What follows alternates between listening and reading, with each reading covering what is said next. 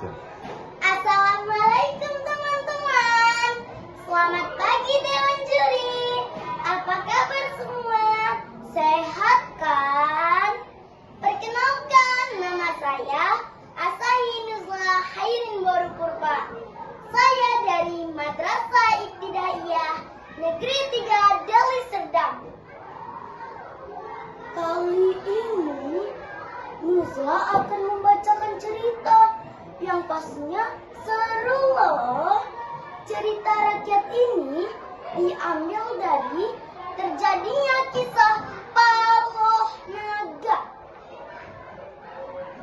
Pada masa kepemimpinan Lurah Sastro di Kampung Lama, terdapat sebuah kawasan rawa yang luas dan sunyi. Rawa itu dikenal dengan nama Paloh, berupa tanah berlumpur dan dikelilingi pepohonan rimbun dan dilintasi sungai yang berkelok-kelok. Sungai tersebut oleh masyarakat disebut Sungai Ular karena alurnya menyerupai liukan ular yang merayap. Menurut cerita orang-orang tua, Sungai Ular bukanlah sungai biasa. Konon, sungai itu dipercayai sebagai lintasan seekor ular naga besar yang telah lama bersemayam dan menjaga kawasan rawa itu. Pada suatu hari, masyarakat Kampung Lama berniat membuka balung untuk dijadikan lahan pertanian dan tempat tinggal. Mereka bekerja sama dengan semangat bergotong royong.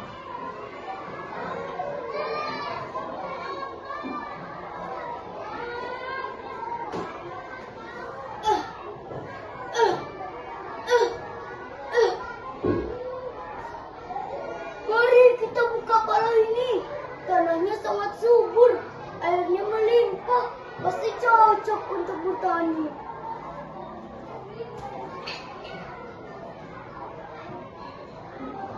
Nah, semoga tempat ini membawa rezeki dan kehidupan yang lebih baik bagi kita. Mereka pun membawa alat berladang dan bekal makan.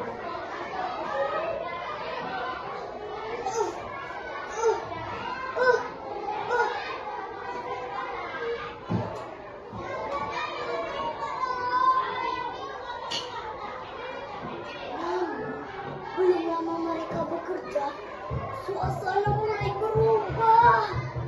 Aduh, kepalaku pusing sekali. Kamu kenapa? Wajahmu pucat. Aku juga merasa tidak enak badan. Kulitku muncul ruam-ruam, merah, dan terasa gatal. Tak hanya satu orang, warga lainnya pun jatuh sakit secara tiba-tiba tanpa sebab yang jelas. Karena merasa takut dan khawatir, masyarakat sepakat menemui Lurah Sastro. Salah seorang dari mereka mendatangi kediaman Lurah Sastro. Teman-teman, tahu nggak Lurah Sastro itu siapa? Lurah Sastro adalah tokoh yang dituakan dan dipercayai mampu memahami hal-hal yang tak kasar. Pak Lurah, tolong kami, Pak.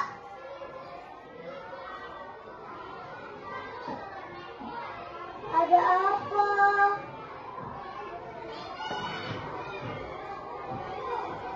Sejak dibuka palau, banyak warga yang tiba-tiba jatuh sakit.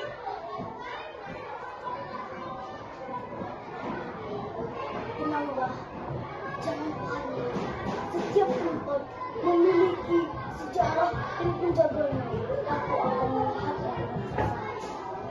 Pak Lurah pun menuju Pak Lo dengan hati yang senang dan niat yang baik. Sesampainya di Pak Lo, Pak Lurah berjerit. Ia pejamkan, ia gunakan perlahan.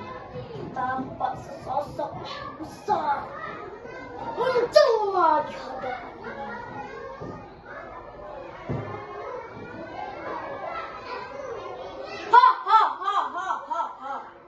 Siapa yang berani mengusik wilayah ini? Kekuasaanku. Aku merasa pemimpin di kampung lama ini. Aku datang bukan untuk menantang, melainkan untuk mencari kamu.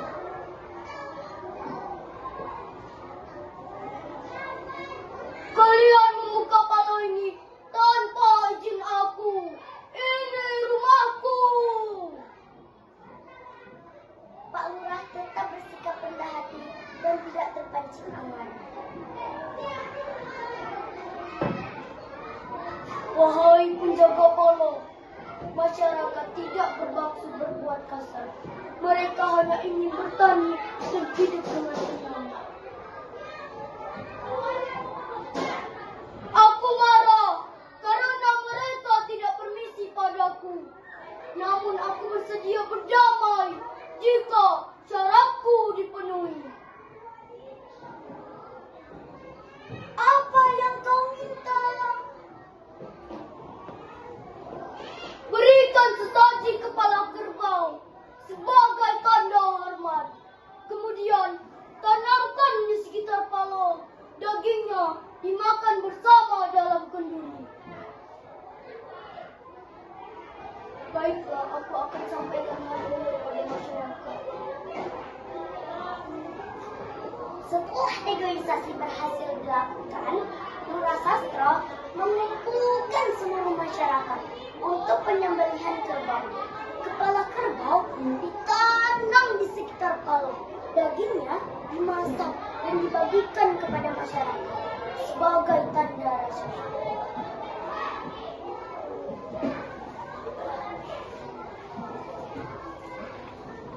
Alhamdulillah, tubuhku sudah sehat kembali dan tidak sakit lagi. Kalau kini terasa lebih tenang. Selama kalian menghormati alam, aku tidak akan mengganggu.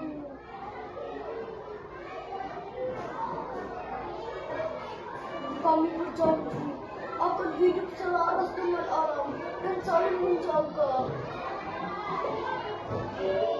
Sejak saat itu, tidak ada lagi wabah penyakit atau gangguan. Masyarakat hidup rukun dan bahagia. Dan kawasan rawa itu dikenal dengan nama Paloh Naga. Pesan moral dari cerita ini adalah menjaga alam, bersikap sopan, bekerja sama, bermusyawarah